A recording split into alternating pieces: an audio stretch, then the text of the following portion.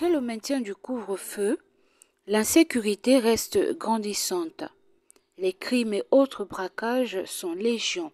Que pensez-vous de cette situation qui semble avoir été boostée par le millier de prisonniers graciés en mars par le président de la transition? Vous sentez-vous en sécurité? Que devraient faire les autorités de la transition pour y remédier? La rédaction d'Info 241 a baladé ses micros dans les villes de Libreville et Port-Gentil pour recueillir les avis des populations. Voici les réactions recueillies. Dans la maison, tu es chez toi. On vient, il y a quelqu'un qui était venu ici, la rentrée ici, là, chez nous, là, à la cour, là, armé de machettes. Mais moi, je n'étais pas, c'est mon beau-fils qui était. Il dit, fais ce que tu veux faire. On verra, c'est Ézéchiel qui était là dehors. Pas en sécurité aujourd'hui, comme je ne me sentais pas en sécurité hier. D'accord? Le problème d'insécurité au Gabon a toujours été là. On ne va pas faire comme si c'était à cause des prisonniers qui ont été graciés. Des mesures doivent être prises, certes, mais il ne faut pas qu'on fasse aussi maintenant que avant, comme si avant on était trop en sécurité en fait. Donc, qu'on arrête ça. Bon, moi je crois que c'est pas forcément le fait que le CTI a fait sortir des prisonniers, mais le fait que en amont ils n'ont pas apprêté l'arrivée de ces prisonniers-là. Parce qu'avant à Port-Gentil, on avait tous les corps habillés qui faisaient la ronde, et les riverains se sentaient en sécurité. Tous les Gabonais étaient en sécurité pour la simple raison que il y avait la ronde de tous les corps habillés. Mais aujourd'hui, c'est plus la même chose. Donc, les prisonniers sont impunis. Le fait qu'ils sortent demain, ils rentrent, il n'y a pas une action concrète qui amène aux prisonniers à se le saisir. Donc. Bon, premièrement, moi, je pense que le CTRI est un peu coupable de toutes les insécurités qui se passent là à cause de la libération de certains prisonniers parce qu'ils n'ont pas pris en compte, ils n'ont pas pris des précautions avant de faire sortir la majorité des prisonniers là. Parce qu'il y avait certains qui n'avaient pas besoin de sortir, qui pouvaient encore purger leur peine pour plus prendre conscience de leurs actes. Maintenant, je pense qu'il faut encore qu'ils mettent plus de précautions qu'à travers ça, des bandits qu'ils attrapent en ce moment-là, qui les laissent purger vraiment leur peine pour que ça les prenne. Parce qu'à un moment, ils font comment? Après 2 jours, comme il y a un gars qui est venu nous braquer la dernière fois, là, qui est venu là, il a dit, oh non, nous on rentre, on ressort, c'est le CTRI. Donc, de les laisser là-bas, de ne plus accepter qu'ils sortent n'importe quand, parce qu'ils disent que ce qu'ils font là, c'est à cause du CTRI. Donc, vaut mieux les laisser là-bas parce que le CTRI est mal vu à cause de... Bon, déjà, il faut dire que le problème de l'insécurité, c'est un problème qui ne date pas d'aujourd'hui. C'est un problème qui est sempiternel. On va dire qu'il est récurrent et en matière d'insécurité, je pense que le Gabon a connu des phases quand même assez terribles. Voilà. Moi, je pense plutôt que le problème de l'insécurité aujourd'hui, c'est certainement lié à l'application des peines. Et je pense que nos juridictions devraient plutôt travailler à ce que justement les peines soient davantage plus dures et que des mesures dissuasives soient apportées pour que justement ceux qui sortent de prison n'aient pas systématiquement envie de récidiver. Donc il va falloir que l'État gabonais, notamment par les juges d'application des peines, puisse, n'est-ce pas, justement réfléchir à des mécanismes qui pourraient amener des éléments de dissuasion, voilà, aux uns ou aux autres. Donc ça c'est un fait, parce que dire aujourd'hui que le problème de l'insécurité aujourd'hui, ce sont les prisonniers qu'on a libérés et autres. Déjà, il faut dire que la grâce présidentielle, c'est un pouvoir, hein, qu'on accorde au président de la République. Et ça existe dans tous les pays du monde où chaque année, le président de la République peut gracier, voilà, peut décider de gracier X, Y ou Z dans certaines circonstances. Et généralement, ici au Gabon, c'est dans des circonstances de fête nationale, ainsi de suite. Donc, je pense que c'est un faux débat. C'est que nous passons au niveau de Port-Gentil, on est dessus du comportement des autorités. ils ont interpellé dans certains ghettos, mais ces mêmes bandits qu'ils ont interpellés, on les revoit encore dans le quartier, et ce sont ces mêmes personnes-là qui nous braquent encore. Tu ne peux pas rentrer à 19h chez toi, parce que quoi? Ceux qui ont choisi la vie facile, ils sont là pour pointer, pour nous arracher les sacs, pour nous arracher les téléphones. Nos mamans, ils sucent les seins de nos mamans, ils braquent tout, ils prennent tout en fait. On n'est pas en sécurité. Les autorités doivent prendre des décisions. Des décisions sur, en fait, lorsqu'ils interpellent des bandits ici, ils ne doivent pas les garder dans les cellules de Port-Gentil, bien garder dans les prisons, la prison centrale de Port-Gentil. Ils doivent les envoyer soit à Lambaréné, soit à Libreville. Parce que les mêmes bandits là, lorsqu'ils sont ici à Port-Gentil, ils ressortent encore, ils viennent encore nous braquer encore. Vous voyez un peu? Tu te sens pas en sécurité? On n'est pas en sécurité, papa, on n'est pas en sécurité. Oui, oui. C'est étonnant parce que dans les militaires, nous on s'est dit que lorsque les militaires ont pris le pouvoir, on ne devait plus subir ce que nous sommes en train de subir. Et puis le chef de l'État les a dotés de véhicules pour entrer dans certains quartiers. Mais aujourd'hui là, on te braque, tu appelles, ils n'ont pas de carburant, tu appelles, ils n'ont pas de véhicules. Mais les véhicules qu'on les a donnés, c'est où c'est? Moi, ce que je peux dire, si les faits sont constatés et avérés, c'est que j'ai lu et entendu à la télévision nationale, où tout le monde a accès. Vous voyez, il y a les médias privés qui ne sont pas toujours vulgarisés. C'est que j'ai entendu que le gouvernement en place a demandé au FDS, donc les forces de défense et de sécurité, d'être même dans tous les quartiers, dans les moindres quartiers pour aller traquer ceux qui veulent troubler l'ordre public. Donc, entre le moment où il y a les faits bien précis, le moment où on met en place une opération, entre guillemets, coup de poing, et les résultats attendus, il y a quand même un gap. Donc je pense bien que si le gouvernement, à travers les forces de sécurité, disent nous faisons une opération coup de poing, et c'est au gouvernement de faire dire tous les 3 mois ou tous les 6 mois, on fait un bilan par rapport à ça. Et une fois qu'on a vraiment cet ensemble-là, nous, population, on pourra dire oui, à un moment A, et nous arrivons à un moment B, voilà la différence qui s'est fait, ça a baissé ou ça a augmenté ou alors il n'y a rien eu du tout. Donc sur ce point-là, je vous dirais, la réponse peut être un peu ambivalente et un peu confuse, mais moi je vous donne une réponse en tant que citoyen responsable. À mon âge, moi j'ai 67 ans, je ne suis plus pour faire des critiques qui ne reflètent pas la réalité. Moi je suis quelqu'un de cartésien. Mais je vous ai dit qu'ils ont mis... Le gouvernement décrète une opération. Donc, aucun citoyen ne peut vérifier par A plus B si c'est dedans, si l'opération est vraie. Il y a maintenant des gens qui sont dans les bas quartiers qui peuvent dire « Ah, à partir de telle heure à telle heure, nous voyons la présence de forces de défense et de sécurité. » Donc, il n'y a que ça. Donc, si les moyens ont mis... Moi, je vous dis toujours qu'il y a un gap entre la mise en place des moyens, la mise en œuvre et l'exécution des moyens et le bilan qu'on peut en tirer. Donc, il faut qu'on s'en reste là. Donnez-nous le temps au temps. Vous êtes de la presse. Vous voyez le jour où le gouvernement a mis en place ces dispositifs et au bout de 3 mois, vous êtes en même, ou à 6 mois, vous êtes en même de dire mais on a mis tel dispositif tel jour, 6 mois après, 3 mois après, nous ne voyons pas les résultats escomptés. Je pense bien que c'est comme ça. Dit que parce qu'on a libéré des prisonniers et qu'il y a une levée du coup-feu, le coup-feu a été repoussé à 2 heures du matin. Tout ça résume qu'il y a résurrection de l'insécurité. Non, c'est se tromper carrément, c'est se tromper. C'est se tromper. C'est vraiment faire de mauvaises analyses, fausse route complètement. Je pense sincèrement, le problème est ailleurs. La jeunesse a besoin d'être occupée. Il n'y a plus d'espace de jeu. Cette jeunesse doit être occupée. On doit faire comprendre à cette jeunesse s'il n'y a pas de sous-métier, il n'y a que de sauts gens.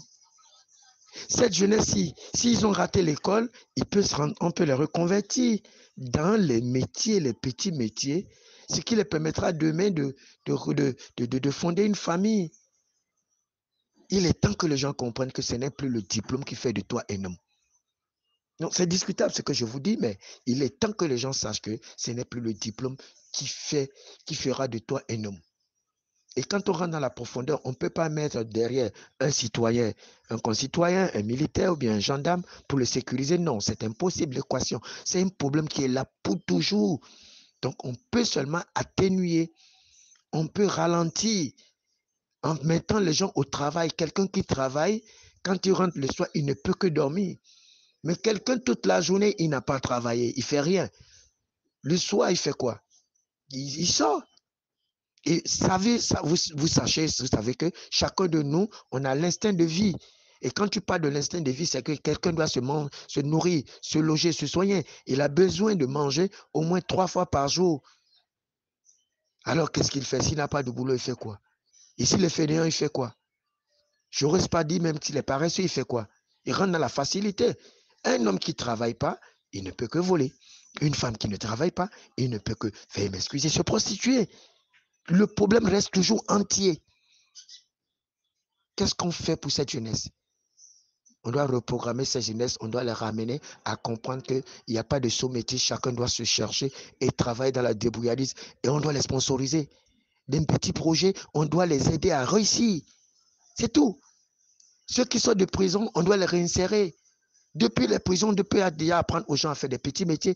Là qui sortent, ils peuvent se réinsérer facilement. Bref, la société a tout abandonné. La faute revient à nous autres même, l'État. La faute revient aux parents. Si moi je reste chez moi, chacun reste chez lui, il n'y a plus d'insécurité. Si moi je ne braque pas et mon voisin ne braque pas, il n'y a plus d'insécurité. Mais si moi je travaille et que mon voisin ne travaille pas, il y a insécurité. Il y a insécurité. C'est simple comme bonjour. Merci encore. Maintenant, on disait Ali était au pouvoir. Il y avait ci, il y avait ça. Maintenant, Ali n'est plus au pouvoir. Maintenant ce sont maintenant les militaires. Mais les militaires, il y a même encore un peu plus de braquage, d'assassinat, de crimes rituels par rapport à au temps d'Ali. Mais on fait comment? Où est-ce qu'on va maintenant? On se dit non, avec le système, ils ça devait aller. On dit le couvre-feu c'est de 2h à 5h du matin. Soit c'est de midi ou bien. Même, moi je veux pas. On dit 2h du matin à 5h du matin, c'est quoi ce couvre-feu? Ça sert à rien. Ça sert à rien du tout. Parce qu'il y a couvre-feu, il y a toujours des ordres, de banditisme. Donc le couvre-feu ça sert à quoi? Ils sont seulement en route, c'est tout. Mais dans les quartiers, à l'intérieur, dans les ghettos, tout ça, ils vont comment? Les mêmes là qui vont faire le macro, ils vont dans le ghetto pour aller boire. Donc ici, ils sont avec les voyous ensemble, en train de boire, en train de causer. Ils finissent, il est 5h du matin, ils rentrent chez eux. Entre-temps, les mêmes là qui ont vu, ce sont les mêmes qui ont fait le bandit. Et même là, il y a des corps habillés qui font des ordres. Ils sont en tenue, mais ils font des ordres. C'est pourquoi? Parce qu'il n'y a pas eu d'enquête démocratique avant pour pouvoir les recruter. Ça, c'est un problème récurrent qui se passe. Militaire, c'est bien. Mais il faut faire quand même une enquête démocratique pour savoir qui est qui avant de pouvoir. Vous êtes là, moi je suis là. J'ai mon fils, mais mon neveu qui ne fout rien. Je le mets la nuit. J'appelle tellement. J'ai mon neveu qui est là, il ne fout rien. Si tu ne peux pas le machin, je ne peux pas le mettre là. Je ne sais pas s'il était, mais ce qu'il est. Mais il est habillé, il fait comment? Mais il continue à faire ça. Parce que là, il est dans l'impunité. Il est tranquille. Vous voyez, on le cherche, non, c'est un militaire. À la fin, le temps de se rendre compte, on n'est pas en sécurité. Nullement. Nullement, on n'est pas en sécurité, rien du tout. On n'est pas en sécurité. Parce que le banditisme, ça va encore crescendo. Ça va crescendo encore même plus. Il n'y a pas de... Tu es chez toi à la maison, quand tu vois quelqu'un va te connaître, quand tu vois c'est quelqu'un qui vient t'agresser, ou soit tu es avec ta famille, ben, tu te dis, bon là, je suis en sécurité, c'est faux. Quand tu dors la nuit, on te fait même de ton lit, on te dépose à terre. Tant que tu te réveilles, c'est toi, tout est parti. On fait comment? Quand tu vas te plaindre, on va te dire, voilà, écoute, bon, fais ta plainte, tu déposes. On va t'appeler. Ou bien même parfois, pour que le policier vienne faire le constat, il faut que tu payes le carburant. Dans la voiture, machin, pour qu'il vienne faire le constat. Oui, c'est normal. Allez savoir. Toujours. C'est étonnant. On se dit que bon, coup de liberté, ça devait être vraiment ça. C'est la loi pour tout le monde. Mais on se rend compte que coup de liberté, c'est un coup de bluff. Hein. On était en joie. Là, on se rend compte que non. Moi, je disais, c'était plutôt... Je voulais parler après 6 mois. Parce qu'il y en a qui ont parlé après 100 jours. Et ça, 3 mois, c'est rien. Après 6 mois. Mais après 6 mois, c'est encore les mêmes bêtises. Ça va augmenter. Ça fait comment? Bientôt 200, je crois. Mais quel changement il y a eu? Les militaires sont en train de s'enrichir, ils sont en train ils ont maintenant, c'est pas moi, l'opposition, c'est quoi? C'est faire des rondes. Il faut que ou bien comme on appelle vulgairement les banganos, plus voir que dans la ville, il y a des patrouilles qui sont en train de se faire, que ce soit pédestre ou bien même à pied. On a des chevaux, on a des chevaux à l'Égoville. Pourquoi ne pas doter certains militaires avec des chevaux pour pouvoir faire des rondes dans les quartiers? Même dans il n'y a pas d'heure pour les banganos, non. C'est de jour comme de nuit. Là où moi j'habite, là où moi je loue, là j'habite pas. Dans le couloir où j'habite pas. Quand la femme va à l'école, parfois même en plein midi, il vient avec une visite pour voler l'enfant dans le téléphone. Quand tu veux t'interposer, il te met ça au coutu, tu veux balayer, on te met ça au ventre, tu fais comment? Tu es obligé de le laisser. Alors que s'il y avait, ils vont intervenir, mais ils ne sont pas là. Ils peuvent prendre les 500 000 francs pour les taximans. C'est ce qui est mis pour eux, c'est ça. Les questions que nous nous posons aujourd'hui. Pourquoi il y a de l'insécurité dans notre pays, le Gabon? Et pourtant, nous avons des recrutements dans nos forces de police, de gendarmerie, l'armée, chaque année. Aujourd'hui, avec le régime dessus, ils avaient bloqué. Il n'y avait plus de recrutement dans les ministères. Mais ils recrutaient plus dans les forces de l'ordre, de défense. Mais la question que on se pose aujourd'hui, pourquoi il continue toujours à avoir de l'insécurité dans notre pays, le Gabon? Pourquoi cela? C'est des questions que le peuple gabonais se pose. Pour nous, surtout qui ne connaissons pas, parce que nous avons grandi à notre époque, nous qui sommes nés dans les années 70, nous n'avons pas connu ce que nous voyons aujourd'hui.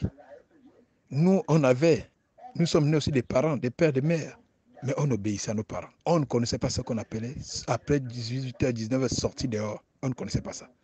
Mais aujourd'hui, nous ne savons plus, même nos pauvres enfants dans nos maisons, si vous n'avez pas vraiment un caractère dur avec des enfants, mais il y a des enfants aujourd'hui qui dépassent les parents, nous ne comprenons pas. Nous sommes des voisins avec des parents aussi, nous voyons ce qui se passe chez les autres. Donc, moi, personnellement, lorsque l'armée a pris le pouvoir, j'étais content depuis le temps. Jusqu'à aujourd'hui, je suis toujours content. Parce que je me dis, en ce moment, c'est les militaires qui sont à la charge de diriger notre pays, le Gabon. Mais nous demandons au président qui est militaire. Moi, personnellement, je veux que pour que le Gabon, l'insécurité puisse un peu diminuer dans notre pays, le Gabon, il faudrait un peu qu'on amène un peu de sanctions sévères. La dictature, ce n'est pas la dictature de tuer ou quoi, mais il faut quand même une dictature dans un pays. Je le dis souvent, si le Gabon, on n'a pas un président qui amène un peu de la dictature pour changer un peu les mentalités des Gabonais, je crois que nous ne pouvons pas voir le nouveau Gabon que nous désirons demain. Nous avons des exemples. Le Rwanda qui a subi quand même la guerre civile. Mais aujourd'hui, au Rwanda, nous avons le résultat du Rwanda. La Guinée équatoriale qui est à côté, c'est que les Équatoriens faisaient hier au Gabon hier. Mais ils ne le font plus chez eux. Parce que quoi? Ils ont trouvé des hommes dynamiques, des hommes qui ont mis les lois et qui font respecter ces lois. Mais pourquoi chez nous au Gabon, ça n'existe pas? Et aujourd'hui, le président libère des prisonniers.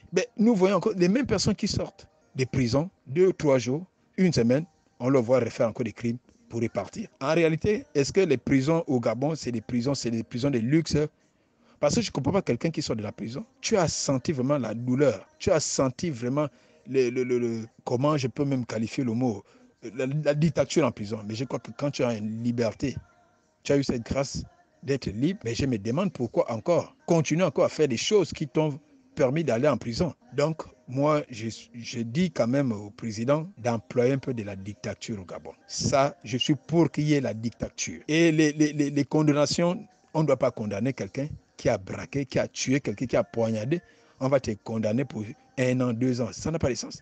Il faudrait même 20 ans. Et même nous, les parents, qui partons parfois délivrer nos enfants quand des enfants ont commis des actes négatifs, on t'appelle, on te dit ton enfant arrêté. Toi, ce que tu fais, c'est d'aller délivrer ton enfant. Donc, c'est pour dire aussi à tous ces agents qui sont dans les commissariats, lorsqu'un parent vient délivrer son fils ou sa fille qui a commis un acte, que vous savez que non, cet acte-là n'est pas bien aux yeux de la nation, mais vous faites aussi arrêter cette personne. Et la personne et l'enfant, vous le foutez au gnouf, même pour 2-3 ans.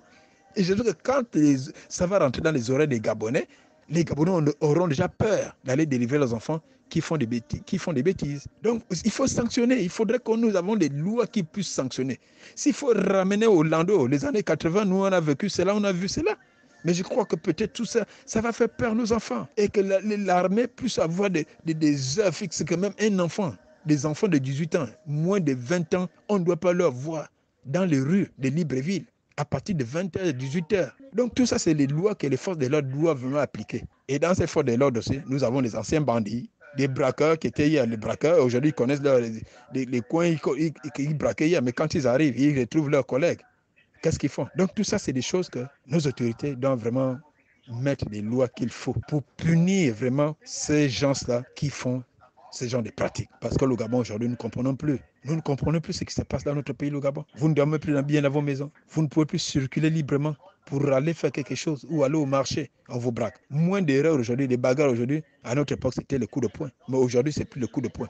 C'est maintenant les objets, les couteaux, les bouteilles. Donc, le président Oligui a un travail énorme à faire. Il a un travail énorme à faire qui sanctionne, qui met des lois dures. Même si on dit les militaires sont venus faire la dictature, je suis même pour. Parce que s'il n'y a pas eu de dictature, les mentalités des Gabonais ne pourront jamais changer. C'est tout ce que j'avais à vous dire.